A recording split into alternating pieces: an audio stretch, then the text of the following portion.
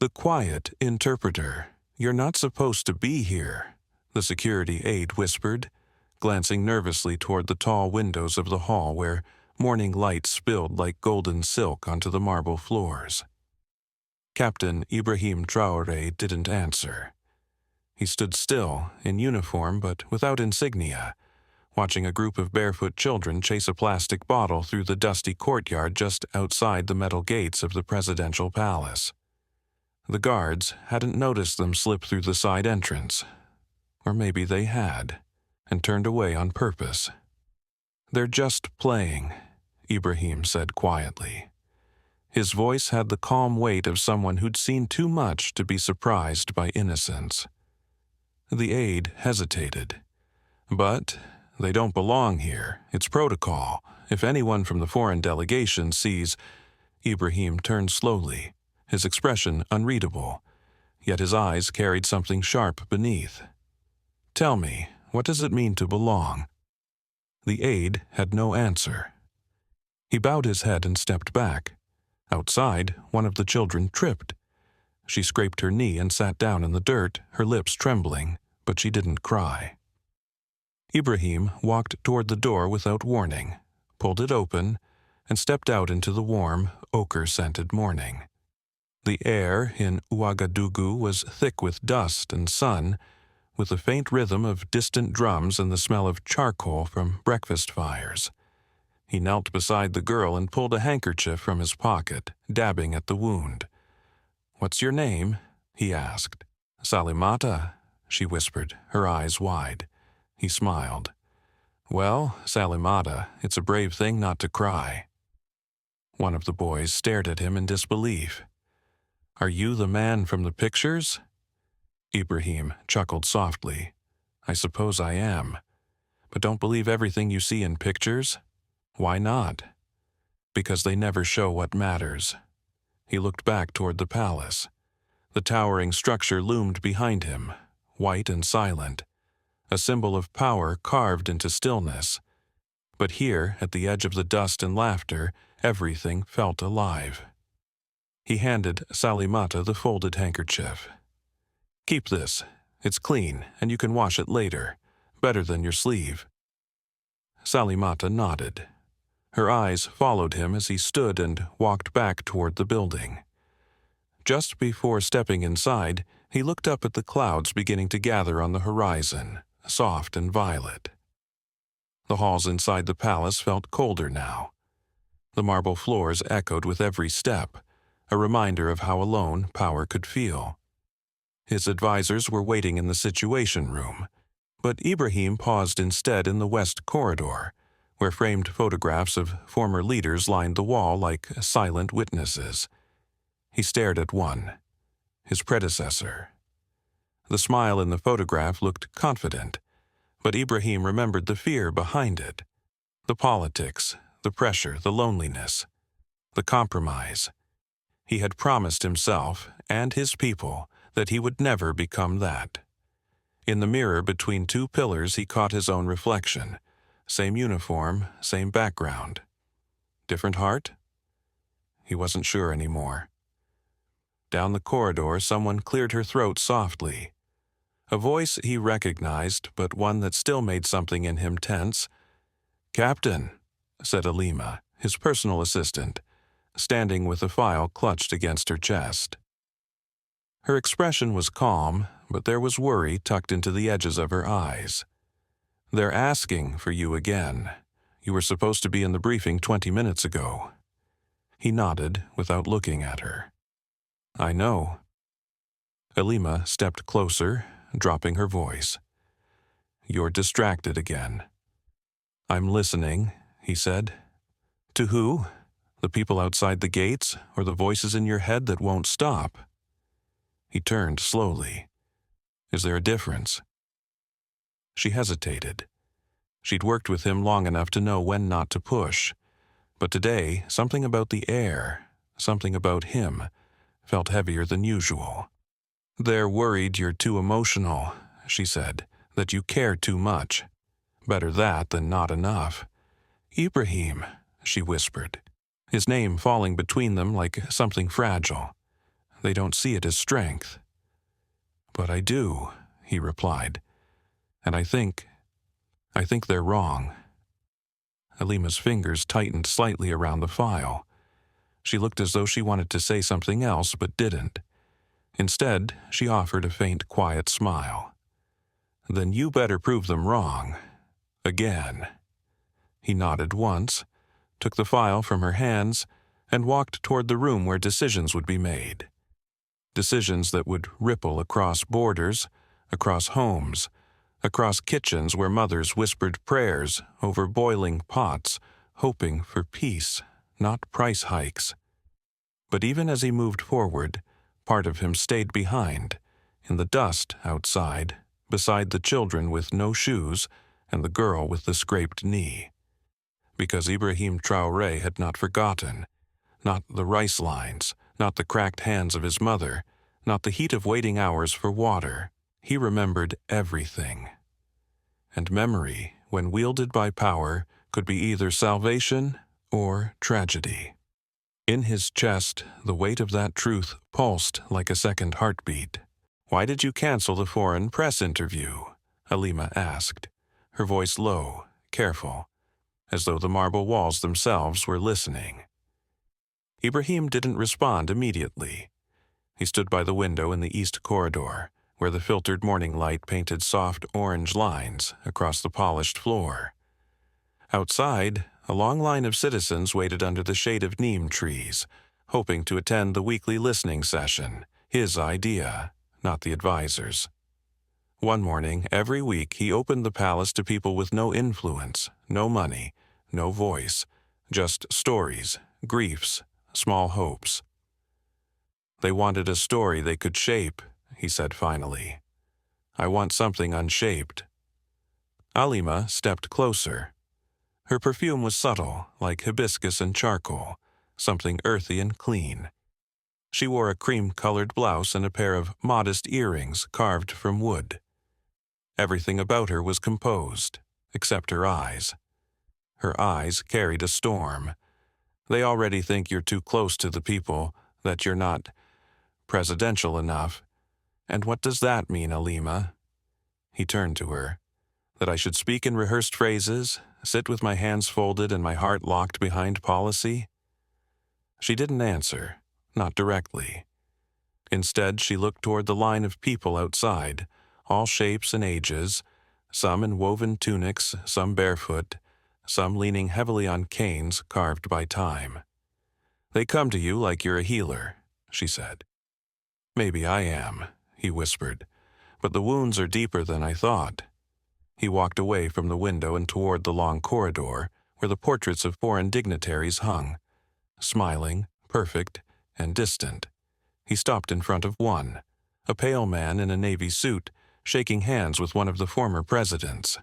The handshake was stiff, the eyes colder than glass. That man once said our people were not ready for democracy, Ibrahim said. I know, Alima replied. I read the memo. He said we lacked discipline, that we needed structure. I remember reading his words when I was 19, sitting under a lantern with no fuel, trying to understand why some voices were louder than others. You remember everything, she said softly. Not everything, just the things that hurt. A pause. The light outside shifted.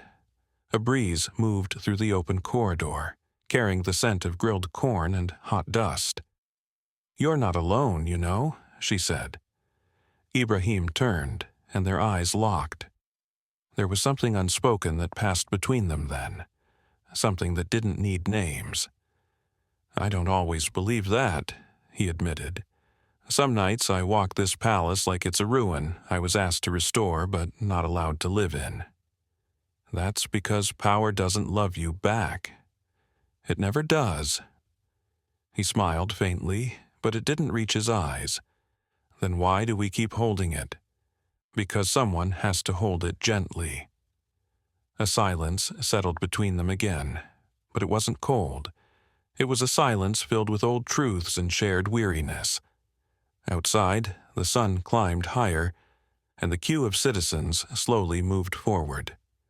One woman carried a baby swaddled in faded blue cloth. A man had a folder of wrinkled papers, probably land claims or health records or unanswered letters to ministries that never replied.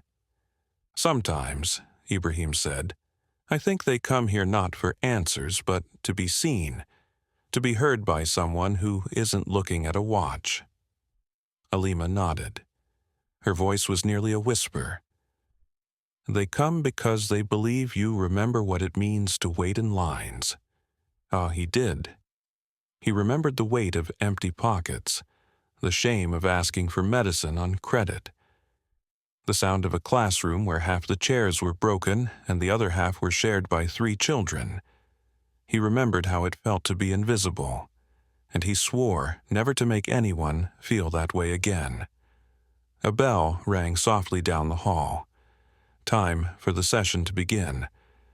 Alima handed him a fresh notepad and a pen with worn gold trim. "You're the only president I know who takes notes by hand," she said with a crooked smile, "because typed promises are too easy to delete." She watched him as he walked toward the chamber, the notepad tucked under his arm, his back straight but not rigid, the kind of posture that came not from pride but from weight. And as he disappeared behind the carved wooden doors, she stood in the corridor for a moment longer, heart heavy with things she couldn't say. She had stood beside him for years, admired him, disagreed with him, protected him from rumors and smiled through diplomatic hypocrisy. But there were days she feared that the love he had for the people might one day leave no room for the love he didn't know she carried for him. Not yet. Maybe not ever. But she stayed. Because someone had to. "She waited 3 hours to speak to you," Alima said, handing him a folded note with worn edges. "They said she was too old, too disoriented, but she insisted." Ibrahim took the note silently. It was thin and fragile, as if the paper itself had endured more than it should. He unfolded it with care. The handwriting was trembling, written in faded blue ink, probably from a pen borrowed at the last minute. It read, "I only want 5 minutes. I need him to remember who he was before all this." He didn't say anything, but something behind his eyes flickered. "Where is she?" he asked. Alima hesitated. "In the garden, near the mango trees. She refused to sit under the awning. Said she came to speak to the man, not his shadow." A faint, rueful smile touched Ibrahim's lips.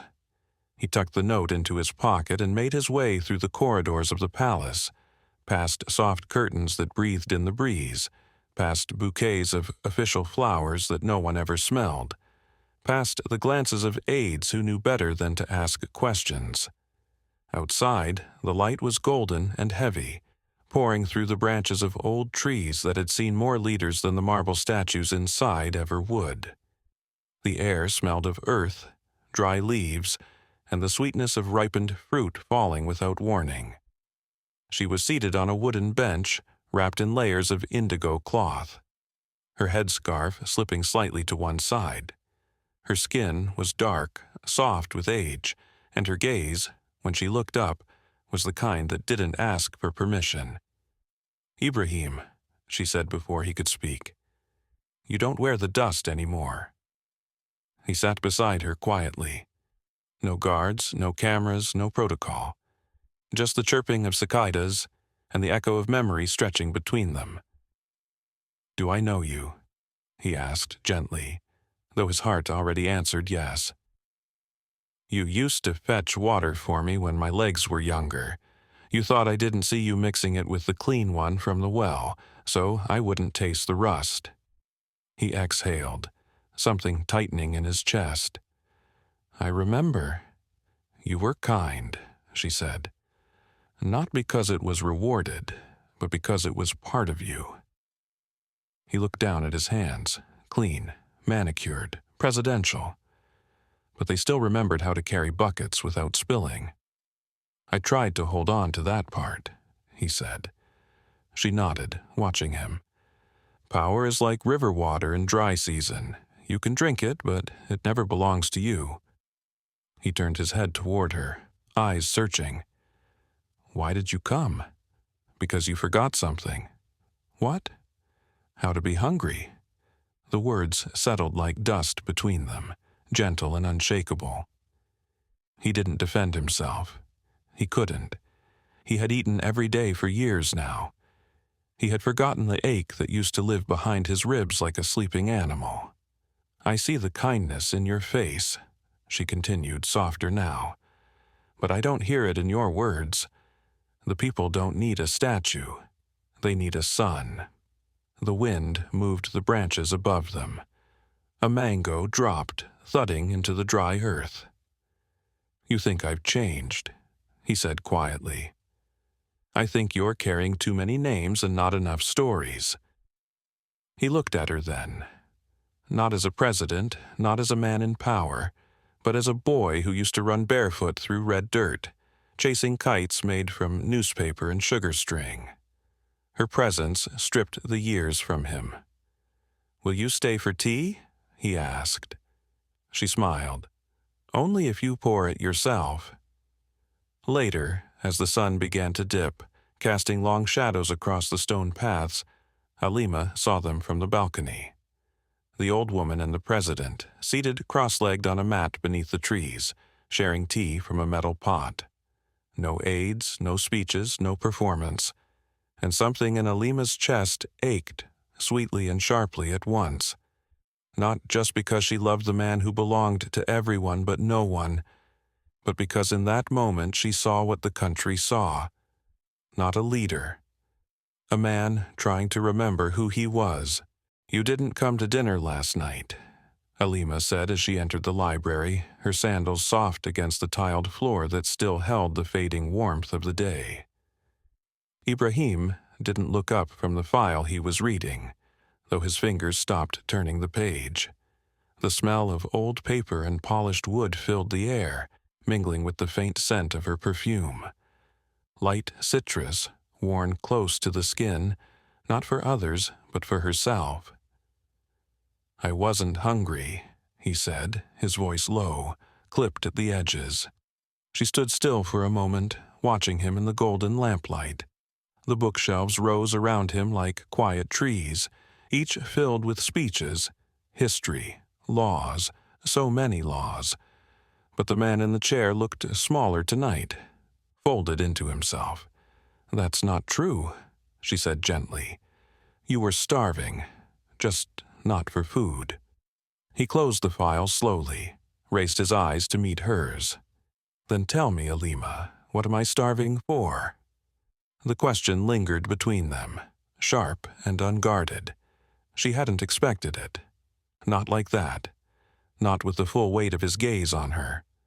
For silence, maybe, for rest, for someone who doesn't expect you to fix everything, for softness. Her voice trembled on that last word. A flicker passed across his face, as if something fragile had cracked under the surface. I don't know how to be soft anymore, he said. You never lost it. You just buried it beneath expectations that were never yours to carry alone. The silence returned, but this time it curled around them like a fabric, warm, heavy. Outside, the wind shifted. Through the tall windows, the courtyard trees swayed, their branches brushing the glass like fingers reaching inward. He rose from the chair, walked to the window. His reflection stood beside her now, separated by nothing but air and shadow. You think I've become something else, he said quietly. No, she replied. I think the world keeps asking you to be less than who you are, and you've been trying to survive that request. He turned slowly. The exhaustion on his face wasn't just physical. It was the kind of weariness that seeps into the soul, the kind that no sleep can cure. His voice was rougher now, but still low. They call me weak behind closed doors, say I care too much, that I speak with too much heart and not enough calculation. Then let them, Halima said. Let them underestimate you. Let them fear what they don't understand. You don't lead from the throat. You lead from the marrow." He studied her, the fire in her eyes, the fierce, quiet belief. It shook him in ways he didn't have names for. "Come with me," he said suddenly. "Where?" "Nowhere important, just somewhere without ceilings." They walked through the side passage that led to the private rooftop. Few ever came here. It wasn't in the architectural plans. A quiet space above the world where only stars and the humming wind waited. When they reached the top, Ouagadougou stretched below them. Soft light in the distance, the flicker of cooking fires, the distant hum of radios, the city breathing. He leaned against the ledge, hands in his pockets. She stood beside him, arms folded. "You never talk about your father," she said, almost in a whisper. He didn't answer right away. Then, "He died thinking I'd become a soldier and stay a soldier. He never believed in politics. Said it changed men, turned their promises into uniforms. Do you think you've changed?" "I think," he paused, "I think I'm learning how not to forget, even when I'm asked to." The moon climbed higher, painting pale light across the stone. She turned to him, slowly, her voice dropped. "There's something I never told you." He looked at her, waiting. "I didn't take this job just because I believed in your vision. I took it because I believed in you." His breath caught, but he didn't move. She stepped closer, close enough to see the faint lines around his mouth, the flecks of silver near his temples. He looked older than the photographs, younger than the weight he carried. "You once said, 'Power doesn't love you back,'" she said. "But I never agreed." His fingers brushed hers, gently, almost without intention, then stayed. She didn't speak again. Neither did he. But the space between them was no longer filled with silence. It was filled with all the things they hadn't dared to say. "They removed your name from the education reform speech," Alima said, closing the door behind her with quiet finality. Her tone was restrained, but there was a blade beneath it. Ibrahim stood by the arched window of the council chamber, arms crossed, eyes fixed on the horizon. The late afternoon sky was bruised with violet and deep amber, the sun dragging its light low across the red rooftops and the winding dirt paths that pulsed with life far beyond the gates. "Of course they did," he murmured. She stepped closer, placing the folder on the table with more force than necessary. "You wrote the entire policy.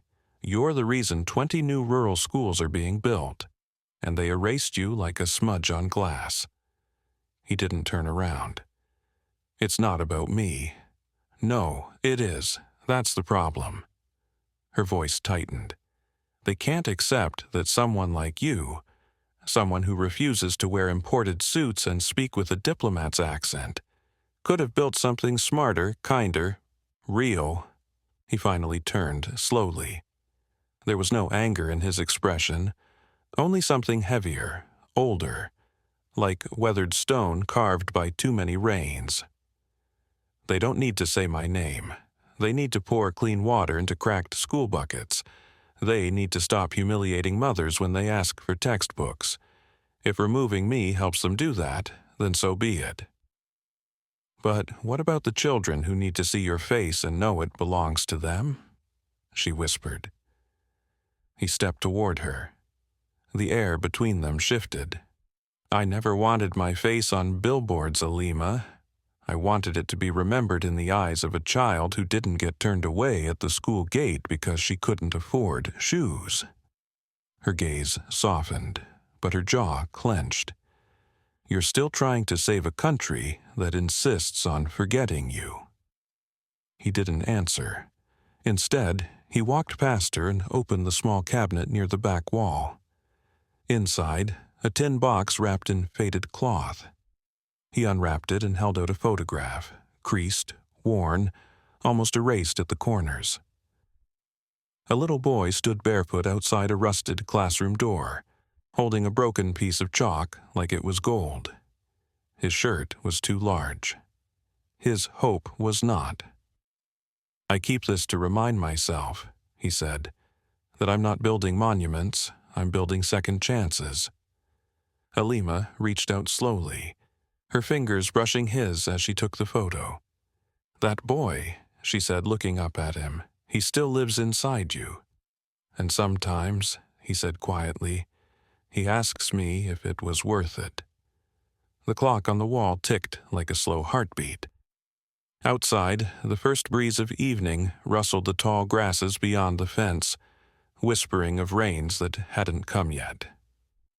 She studied him then, his worn hands, the fine lines near his eyes, the weight he didn't show the cameras. There was a fragility to his silence, one she had grown to recognize. It wasn't weakness. It was what it looked like to carry too many souls in one body.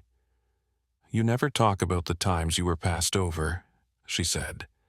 "The days you sat at the back, while less qualified men were applauded for speeches you wrote."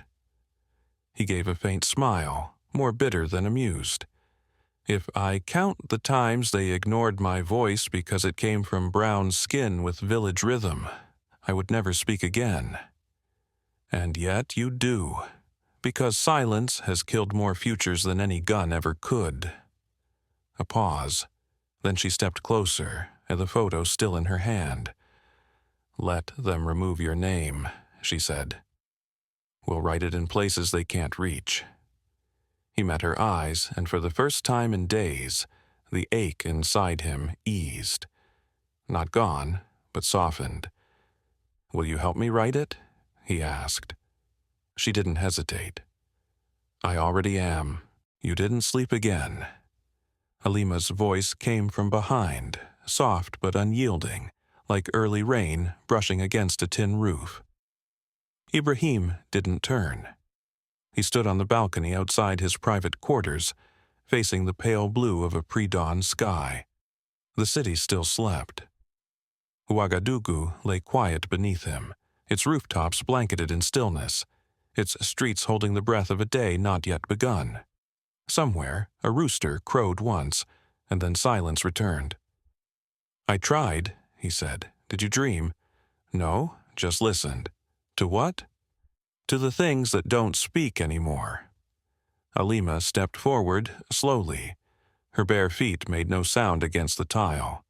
She wore a long wrap dress the color of wet clay, her hair tied back in a loose knot. Her eyes, still soft with sleep, studied him, not as a president but as a man unraveling in silence. "You can't carry them all," she said. "Not every disappointment, not every injustice." "Tell that to the boy who brought me his sister's death certificate and asked if I could trade it for medicine." His voice cracked around the words, and he looked down at his hands. Hands that once carried weapons, then laws, then hope, now trembling with things no title could hold. Halima stood beside him, close but not touching. The air between them was filled with everything they had not said in public and everything they could not say in front of others. "You're unraveling," she whispered. "I'm holding the threads." "For how much longer?" He didn't answer. Instead, he reached into his pocket and pulled out a small piece of cloth. Faded, torn at one corner, the kind women used to carry coins or wrap herbs in at the market. "My mother gave me this the night I left for training. She said, 'Even when the uniform covers your skin, don't let it cover your heart.'" Halima reached out and touched the cloth gently, like it might dissolve. "And has it?" "Some days. I don't know if I'm leading the people or just performing their pain." "You're not performing," she said. "You're living inside it. That's why they believe you. That's why they fear you." A faint wind swept across the balcony. Below, the sun began to rise, slow and golden, brushing rooftops with honeyed light, bringing life to shapes and colors. The shadows retreated inch by inch, but one remained, inside him. "You love them more than yourself," she said, watching him closely. He looked at her and something in his face softened. "Do you think that's weakness?" "No," she replied, "but I think it's breaking you." There was a long silence. "I heard them talking," she added. "Some of the ministers. They think you're becoming too personal, that your policies are too emotional, too village-minded." He nodded. "They want me distant, polished, predictable, and you're none of those." He turned, finally. "What about you, Alima? Do you ever wish I was easier to stand beside?" Her breath caught for a moment. The question had come too close, too sudden. "I don't want you easy," she said quietly. "I want you real." The moment held, long, heavy. She looked down, suddenly unsure, then back at him, the warmth in her eyes both an anchor and an ache. "You once asked me why I stay," she said. "And?" "Because I know the cost of men like you not lasting." Ibrahim stepped closer, slowly, the space between them finally breaking. He reached for her hand, not in public, not for ceremony, but here, where no one watched, where everything was allowed to be fragile. And when their fingers met, neither of them pulled away. Not yet. "You forgot to wear the pin again," Alima said, standing in the doorway of his dressing room, holding the small emblem between two fingers like a delicate thorn. Ibrahim looked up from the mirror. The suit he wore was charcoal gray, tailored but simple, the kind that spoke without raising its voice. His collar sat open, no tie. His expression was unreadable. "I didn't forget," he said. She stepped inside, closing the door behind her. The walls were a soft cream, bathed in golden morning light that filtered through woven curtains.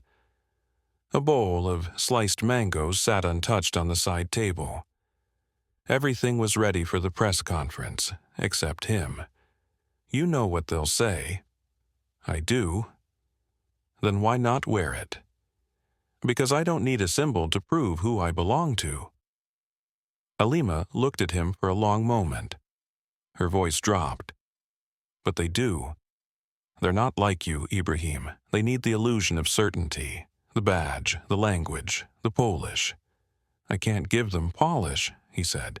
"I can only give them truth." "And what if the truth isn't enough?" He turned away, picking up the mango slice and biting into it slowly. The sweetness filled his mouth, but he barely tasted it. "Then they were never mine to lead." She moved closer, the pin still in her hand. "They don't want to lose you, but they're afraid of you. They don't know how to place you in the narrative they've written." "I wasn't written for their story," he said, meeting her eyes. "I was made from dust and disappointment, from mothers who sold their earrings to buy pencils, from boys who read by candlelight and still failed the exam because the system was never built for their names to pass." Alima's voice faltered. "So, you won't wear it? Even now?" He shook his head. "Let them ask me why. Let them search for meaning in what's missing. Maybe that's the only way they'll start looking deeper." She set the pin gently on the dresser between them. Her fingers brushed against his as she did, lingering a moment too long. "You're tired," she said softly. "I'm tired of pretending that dignity looks like diplomacy." She smiled faintly, though her eyes glistened.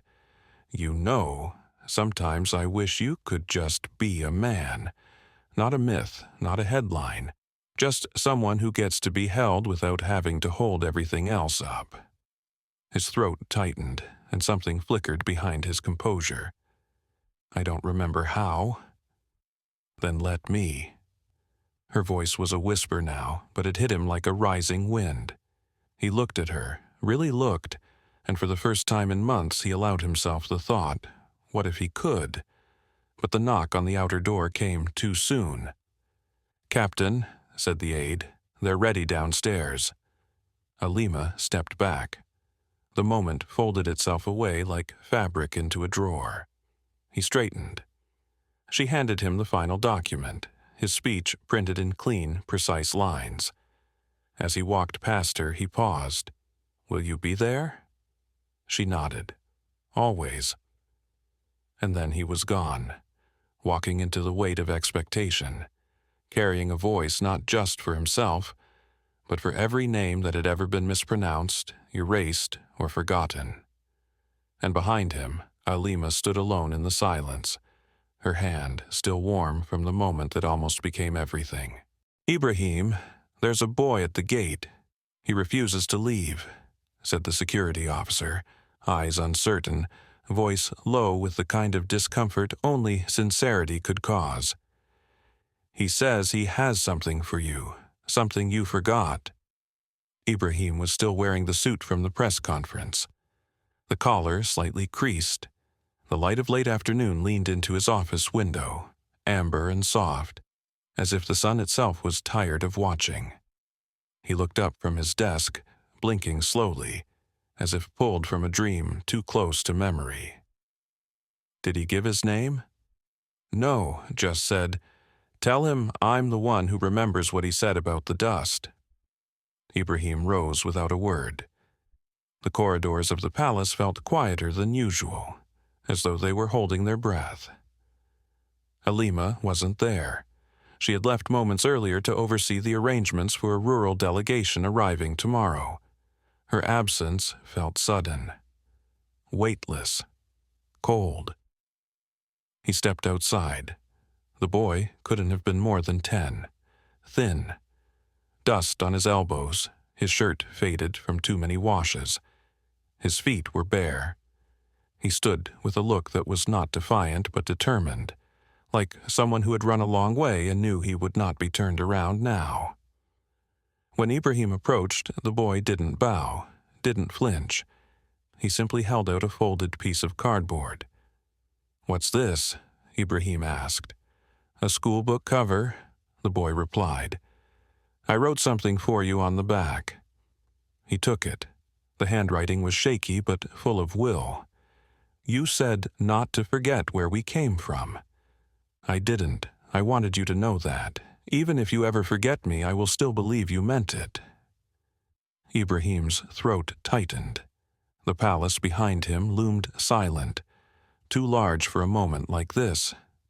The boy looked up at him, not as a leader, not as a symbol, but as a man who had once made a promise in a speech no one else remembered but him. "Do you want to come in?" Ibrahim asked, voice softer now. The boy shook his head. "No, I just came to give it back." And then, without another word, he turned and walked away, feet pressing soft shapes into the earth. Ibrahim stood still for a long time, the cardboard in his hand, the sky above wide and bruised with approaching rain. Something in his chest cracked, not from pain, but from the weight of being seen. The boy had not asked for anything, only returned a piece of hope. When he came back inside, the room felt dimmer, or maybe he was seeing more clearly. Alima returned just after sunset. She was about to speak when she saw his face, quiet, reflective, shadowed by something she couldn't yet name. "Something happened," she said. He nodded. "A boy reminded me who I am." She smiled gently, but her eyes held stillness. "You needed that." "Yes," he said. "And I need something else too." He walked toward her then, slowly, deliberately. The air between them was warm and heavy, filled with the weight of too many pauses, too many almosts. He stopped when they were inches apart. "I've asked the world to trust me, but I haven't asked the one person I trust most to stay." Her breath caught. "Ibrahim, I don't want you to just work beside me. I want you to walk with me when it's quiet, when it's loud, when I'm not the man they applaud, but just the one who doubts, forgets, remembers." She didn't answer right away. Instead, she reached out and touched the cardboard still in his hand. "Then, let this be the first thing we carry together." And he smiled. Not the public one, not the polite one, but the one he used to have before power taught him to ration his joy. Outside, the rain finally began to fall. Soft, slow, cleansing. The kind of rain that didn't flood but healed. And for the first time in a long time, the palace didn't feel like a fortress. It felt like a home.